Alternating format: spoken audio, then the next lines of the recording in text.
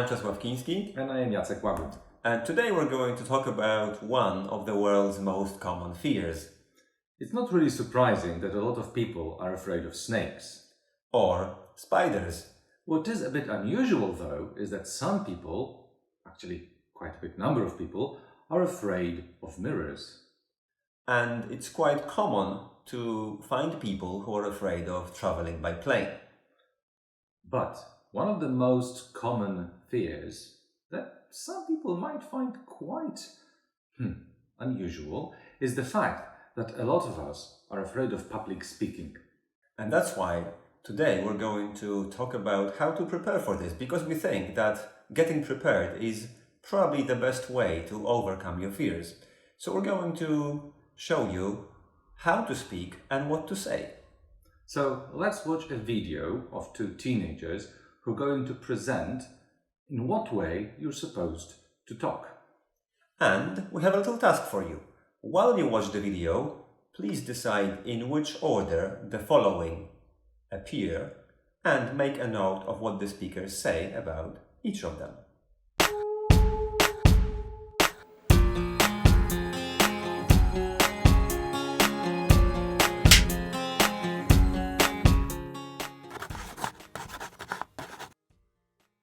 We all have to speak in public sometimes.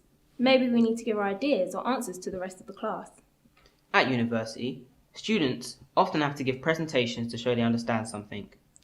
At work, we may need to explain something to a group of colleagues or your bosses. Here are some of our ideas to help you give a good impression in these situations.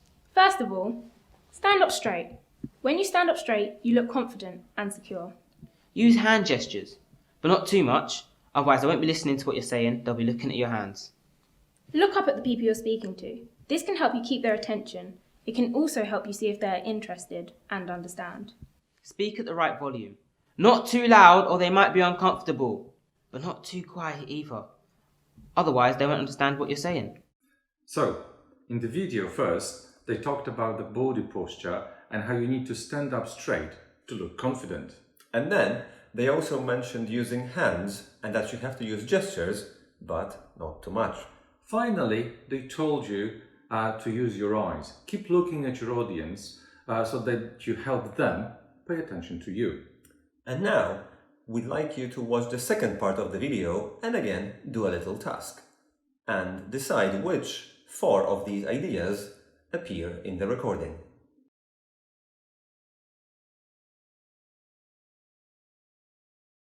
Speak fluently. This means don't stop all the time.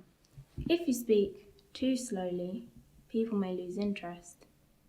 But speaking fluently doesn't mean speaking fast. If you speak too fast, it can be difficult for people to understand you. If you speak too fast, it can be difficult for people to understand you. Use intonation and stress to make yourself sound more interesting. If you speak like this, with no ups and downs, you can be seen as uninterested or uninteresting. By giving stress and emphasis on important words, you may get your message across easier. Of course, these are all things you need to remember in the middle of giving your talk. But remember, always prepare carefully of what you're going to say before your talk. So, we hope you've got these 4 ideas. Don't speak too fast. Speak fluently. Use intonation. Don't speak too loud. So, we've looked at a few ideas on how to behave during a presentation. And now, we'd like to tell you about what to do to make a presentation more interesting. And we think, it's going to be less scary to speak to people if you can get them interested in what you're going to say. So, we're going to give you a few ideas as for how to begin your presentation, how to develop it, and how to end it. So here are 3 ideas on how to start a presentation.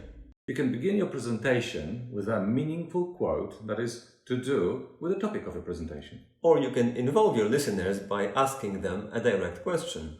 You can also tell them a story, a personal story if you wish, that will introduce the problem you want to present. Okay, so let's start with how you can use quotes to open the presentation. Now imagine you must prepare a presentation on one of the following topics: food, education, or the environment.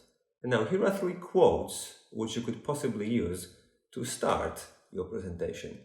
Now we have some time, and please match the quotes with the topics.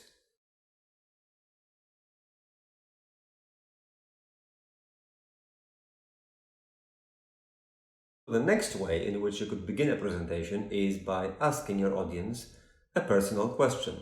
This may create a feeling of connection between you and them and get them more involved. You can even ask them to react in a certain way by raising their hand or any other way that you will find useful at that particular moment. And now, once again, we have a little task for you. Please take a look at 3 different questions which you could use to start a presentation and match the questions with the pictures that represent our topics.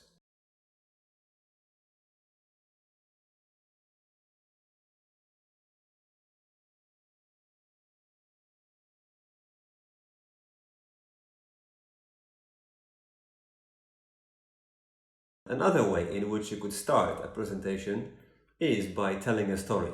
And we think it's important to really start with the story without saying anything else before it. So you could start like this. It was a dark January day. The weather had been gloomy for quite some time, and yet I had to go to school.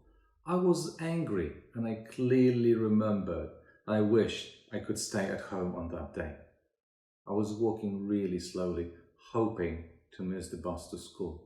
And I was thinking to myself that it would be so much better to stay at home and have the classes online. It's the 21st century, I murmured to myself. Why do we still have to leave home and go to school every day? At that moment, I had no idea how lucky I was that I was still able to go to school, to talk to my teachers face to face, and to shake hands with my friends. So we hope you'll be listening carefully, because we have another task for you. So please take a look at these 3 sentences and decide if they're true or false.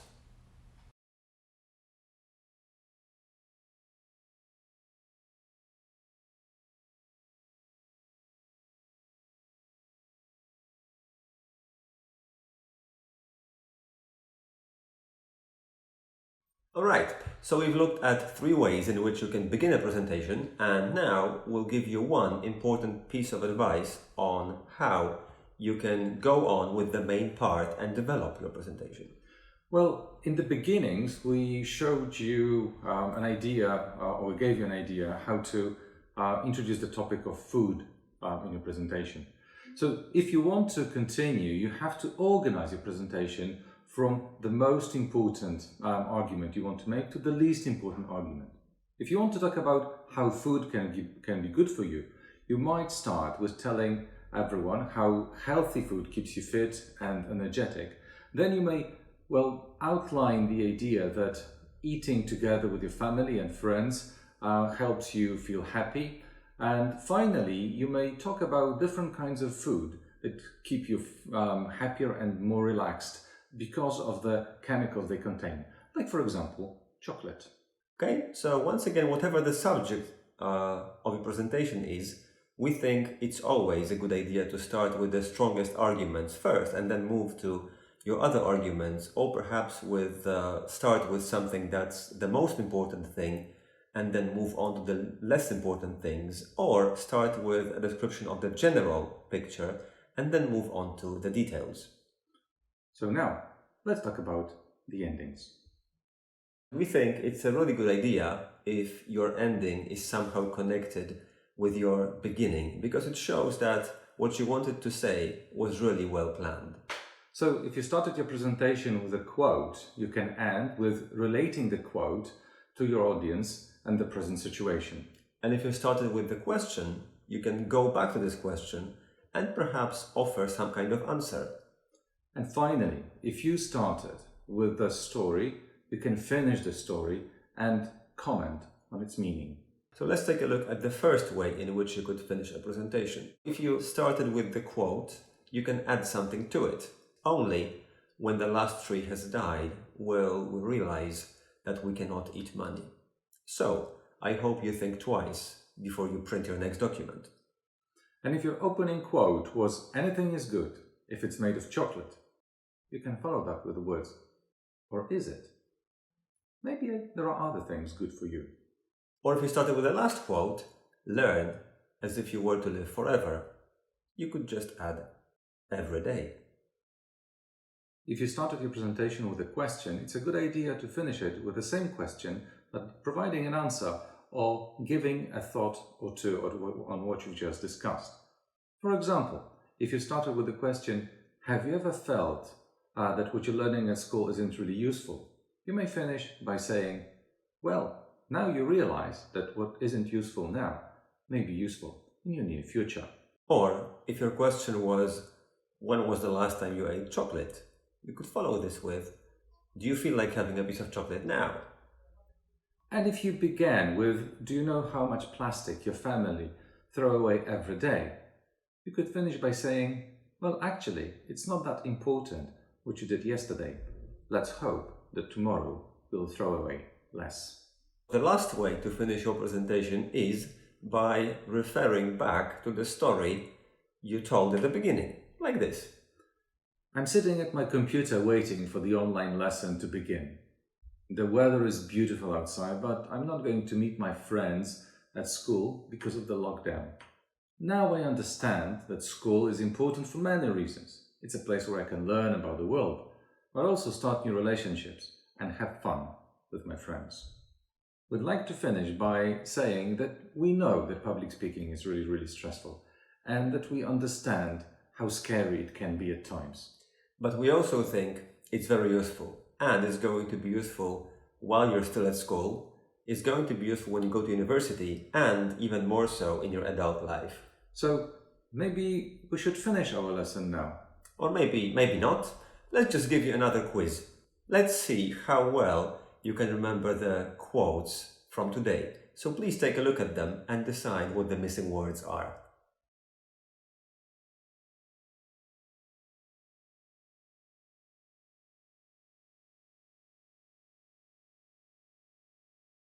And now it's time for the real end of our lesson.